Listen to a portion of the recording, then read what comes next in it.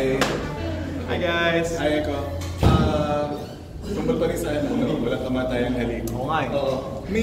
May parang nagsalita na malaking portion ng mga viewers ng halik nagsasabi na dapat daw magkamalingan si Lino at si Jackie. Anong masasabi mo doon? Actually, since day one, big question na para sa amin yan, ano ba magiging ending ng halik. And as we sa progression ng show namin, patuloy na debate yun para sa amin kung sino mag-i-ending.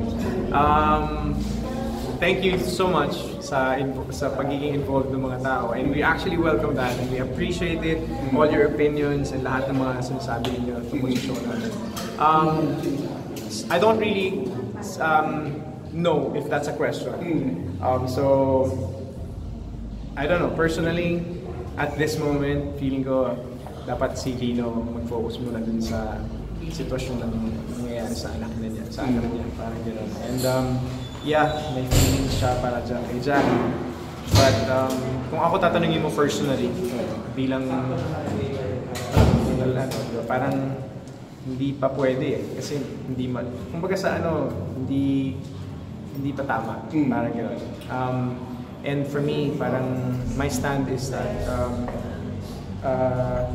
siguro kung hanggat kayang magpatawad. Kasi parang for me, parang lagi kong iniisip na bakit ang mga lalaki kung nagkamali, may rason para, alam mo yun, nagiging excuse yung lalaki madaling patawarin. Bakit ang babae, pag nagkamali, hindi pwede bang patawarin kahit na gaano kagrabe yung pagkakamaling nagawa niya. And I feel like sa pagdating ng pagdating ng mga episodes namin, feeling ko si Jane magtitino eh. Parang gano'n. Feeling ko lang. So, ganito kasi kami gumawa ng story sa show namin. Talagang pinakikalaman namin yung pulso ng mga characters. At pinakikinggan din namin yung mga tao. Parang gano'n. Pero yung stand ko as a person, and as the person who's playing Lino, feeling ko dapat dun muna siya sa situation at hand, which is yung condition ni Jade. And kung kaya niya na pigilan pa yung niya at pag-isipan pang maigi yung mga desisyon niya. Iisip mo bang magiging involved yung mga tao dun sa story at magiging successful na gano'n yung halik? I think nung time na yun, nung una hindi namin expect na ganito yung magiging reaction nila. But now I think we've parang part na kami ng komunidad, part na kami ng buhay ng mga tao. And so I really feel na meron kaming responsibilidad para, alam mo yun, ipakita kung ano yung tingin na, kung ano yung pakiramdam namin na tama. At kung ano man yung minsan hindi popular na desisyon na ginagawa namin sa show, it's because ako gusto ko rin paglaban kung ano yung tama. Kami ng mga cast, ng mga director, mga writers, diba? Sama-sama kami dito eh. Parang minsan mahirap talaga. Parang mahirap talagang mag-desisyon at kung ano yung madali nila yung gagawin. Pero dito gusto namin pakita na hanggat maaari kung ano yung tama. Hindi man yun yung pinakamadali yung gagawin natin. Pero kung merong Team Jackie, meron din nagsasabi, sana bumalik, mapatawad ulit ni Lino si Jade kasi may anak na kayo ngayon. Oo nga. So, ano naman ang mo doon? So, tutuusin lang, kung babalikan natin yung mga ginawa ni Jade, paano kasi? Talagang tindi talaga, di ba? Parang binasura eh, parang gano'n eh. Pero, para sa akin, bilang tao, yung timbang ng pagpapatawad na kailangan mo sa malaking kasalanan at yung timbang na kailangan mo sa pagpapatawad ng maliit na kasalanan, pareho lang. Isa lang yung spelling ng forgiveness. So, parang kailangan hanapin niya pa rin sa puso niya na ano yun. As long, dapat lang sincere. Dapat sincere yung si Jade, kung anong gagawin niya, kung ano yung gusto niya magbago or ano man, di ba?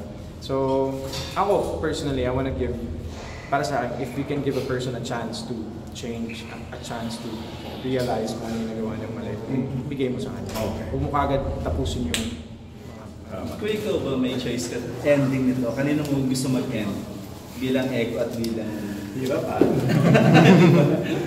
Sa ngayon wala. Sa ngayon wala. Feeling ko, sa ngayon, ang dami pang kailangan gawin ni Lily. Parang pakiramdam ko kailangan yung, hindi naman sa kailangan yung ayusin yung pamilya niya. Hanapin niya yung sarili niya. Buuin niya ulit yung sarili niya. kailangan niya umalis sa bahay nila. Kasi parang nandun, alam mo yun, parang kailangan niyang maging solid as a person.